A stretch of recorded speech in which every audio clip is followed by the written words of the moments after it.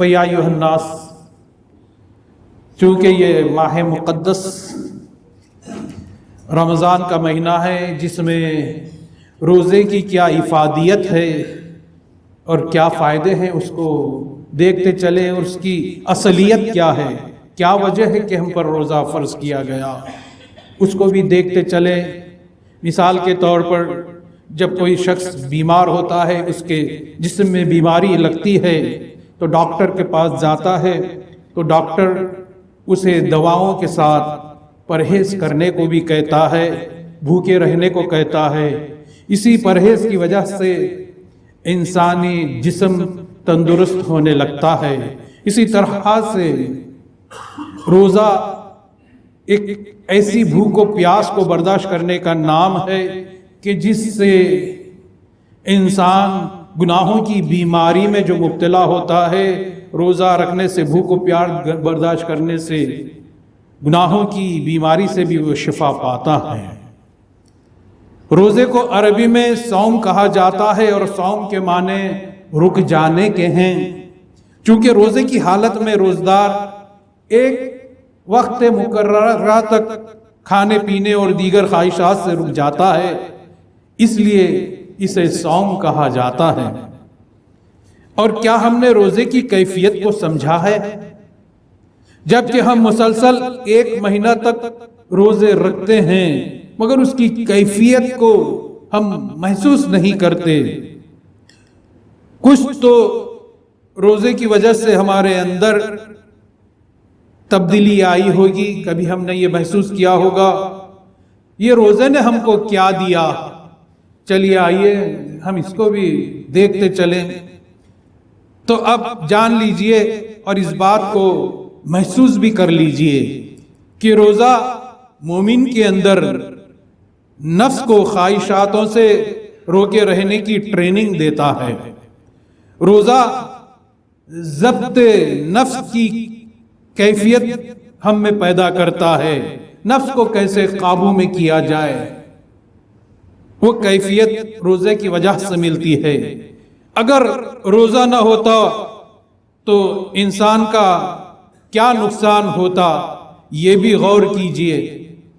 اس کو ایک مثال سے سمجھیے گا کہ کھانا پینا، آرام اور جنسی خواہشات یہ ہر انسان کی فطرت میں شامل ہیں، لیکن یہی خواہشیں اگر بے لگام ہو جائیں تو انسان نفس کا غلام بن جاتا ہے، اور نفس ہی انسان کو اللہ سے دور اور نیکیوں سے محروم کر دیتا ہے۔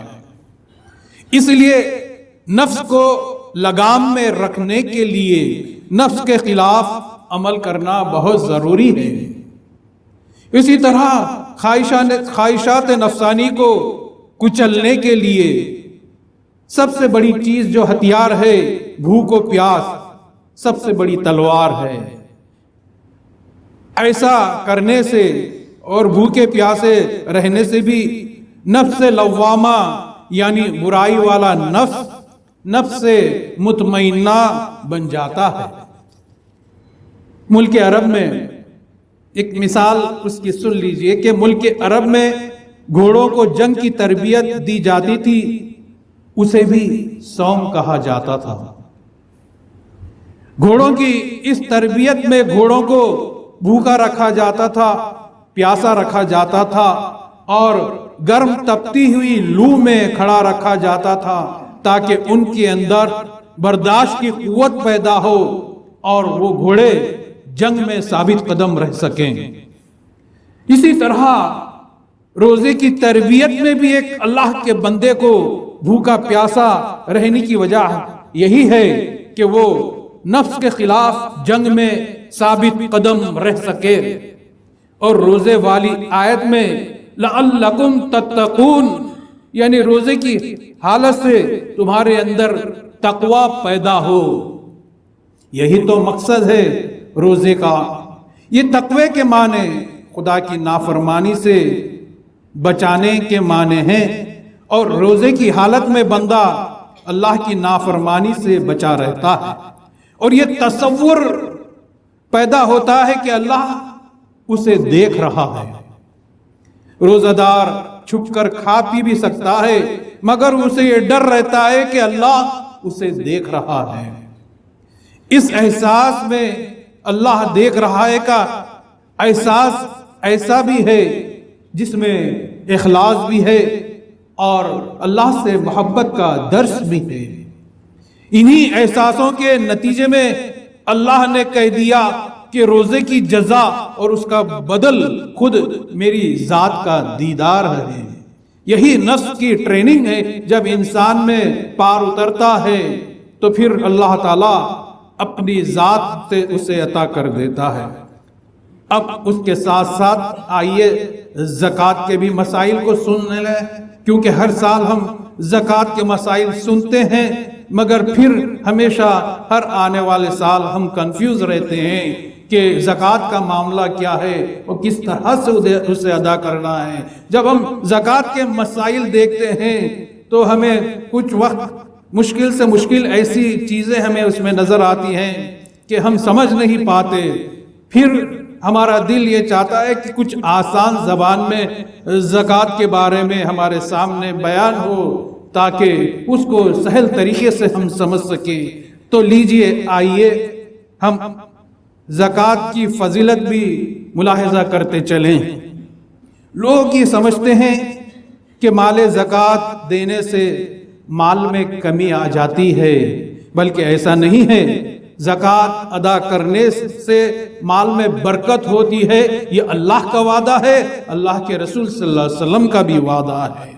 زکوٰۃ ادا کرنے سے دوزخ کی عذاب سے انسان محفوظ رہتا ہے، اور زکوٰۃ وہی شخص نہیں نکالتا جس کو مال سے محبت ہوتی ہے۔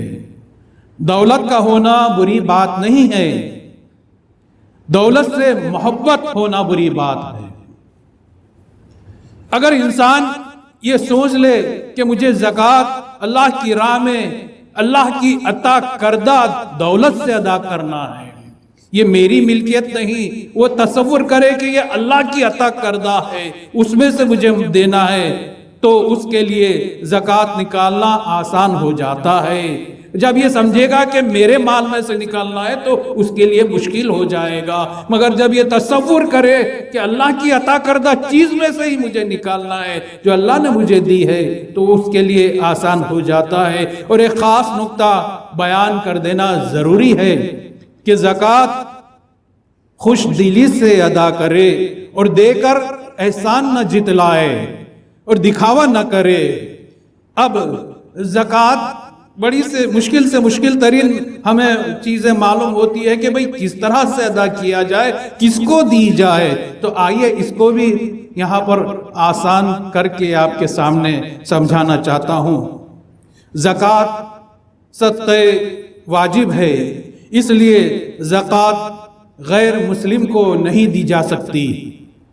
زکوٰۃ جس کو نہیں دی جا سکتی ان میں ماں باپ، دادا دادی، نانا نانی، اور اس کے علاوہ اگر اوپر دیکھا جائے باپ کے رشتہ دار، دادا دادی، اس سے آگے پردادا پردادی وغیرہ اوپر جتنا بھی جائیں تو باپ کی جو اصل ہے ان کو نہیں دینا ہے۔ اور ہماری جو شاخیں ہیں، یعنی ہم نیچے کی طرف دیکھیں، اصل تو اوپر ہوتا ہے، شاخیں نیچے ہوتی ہے۔ شاخیں یعنی اپنی اولاد، اور اپنی اولاد کی اولاد یعنی پوتا پوتی کو زکوٰۃ نہیں دی جا سکتی، اوپر اصل کو نہیں دی جا سکتی، اور نیچے جو شاخیں ہیں ان کو نہیں دی جا سکتی۔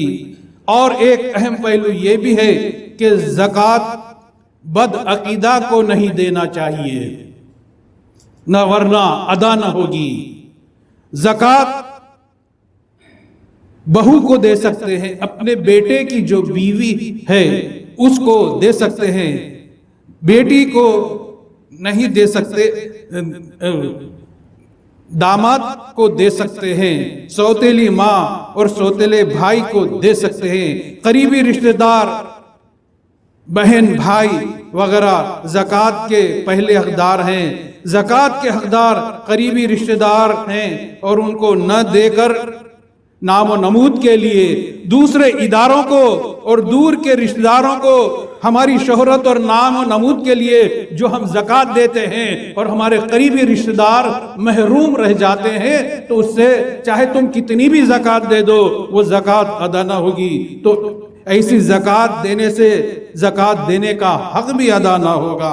اگر کسی کے پاس زکوٰۃ کا نصاب کہتے ہیں 7.5 تولہ سونا یا اتنی رقم ہو اور اس کو سال گزرنا چاہیے تو پھر اس کو زکوٰۃ ہے۔ اگر کسی کے پاس 7.5 تولے سونا ابھی آیا، 2-3 مہینے گزرے ہوں، سال گزرا نہیں، تو پھر اس کو زکوٰۃ نہیں ادا کرنا ہے۔ اس کے لیے شرط ہے کہ 7.5 تولے سونا یا اتنی رقم آنے کے بعد 1 سال پورا گزر جائے تو اس پر زکوٰۃ واجب ہوتی ہے۔ اور زکوٰۃ دیتے وقت نیت ضروری ہے۔ بعض لوگ کہتے ہیں، پوچھتے ہیں کہ بھئی زکوٰۃ دینے کے وقت یہ کہا جائے کہ بھئی ہم زکوٰۃ دے رہے ہیں۔ اس کا مسئلہ بھی سن لیجئے کہ زکوٰۃ دیتے وقت نیت ضروری ہے، الفاظ کا کہنا ضروری نہیں ہے۔ بعض آدمی اسی طرح سے یہ جو پوچھتے ہیں ان کے لیے یہاں پر اس کو واضح کیا جا رہا ہے، صرف نیت کافی ہوگی، اور زکوٰۃ مستحق ہی کو دینا ہے، اور جو مستحق ہوگا وہ انکار نہیں کرے گا۔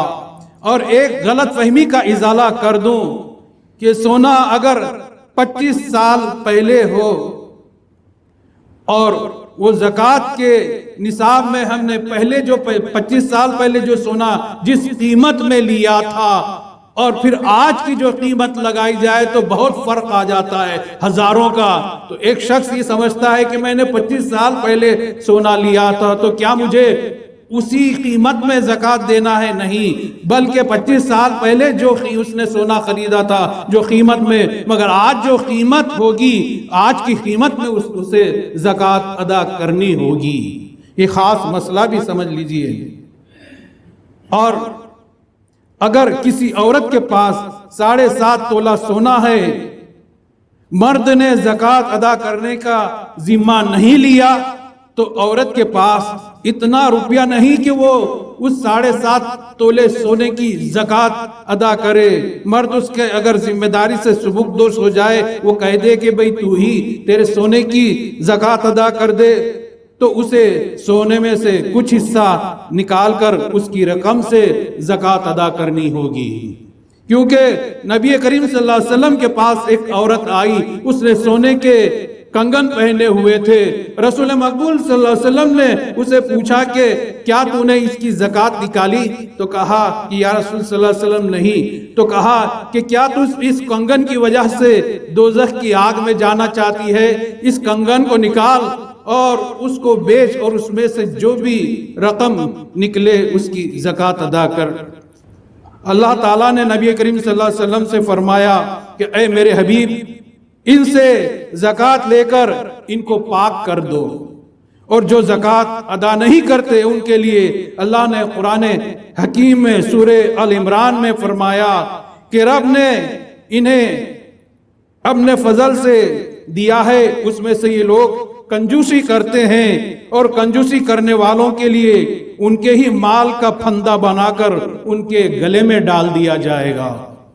اور طبرانی میں حدیث موجود ہے کہ فرمایا عبداللہ بن مسعود رضی اللہ تعالیٰ عنہ نے کہ فرمایا رسول صلی اللہ علیہ وسلم نے کہ جو زکوٰۃ ادا نہیں کرتا ان کی نماز بھی قبول نہیں ہوتی۔ تو لہٰذا زکوٰۃ کے یہ کچھ مسائل تھے جو آپ کے سامنے بیان کیے گئے، اور روزے کی فضیلت کو بھی آپ کے سامنے اور اس کی اصل وجہ بھی بیان کی گئی۔ اللہ تعالیٰ سے دعا ہے کہ اللہ تعالیٰ ہم کو آسان سے آسان لفظوں میں روزہ اور زکوٰۃ کے مفہوم کو سمجھنے کی ہمیں توفیق عطا فرمائے، اور ہمیں اگر ہمارے پاس صاحب نصاب ہیں تو زکوٰۃ ادا کرنے کی توفیق عطا فرمائے اور ہم کو عذاب دوزخ سے محفوظ فرمائے اور اپنا قرب اور نزدیکی عطا کرے اور ہماری نمازوں کو، روزوں کو، عبادت کو، خیر خیرات کو اللہ تعالیٰ قبول فرمائے.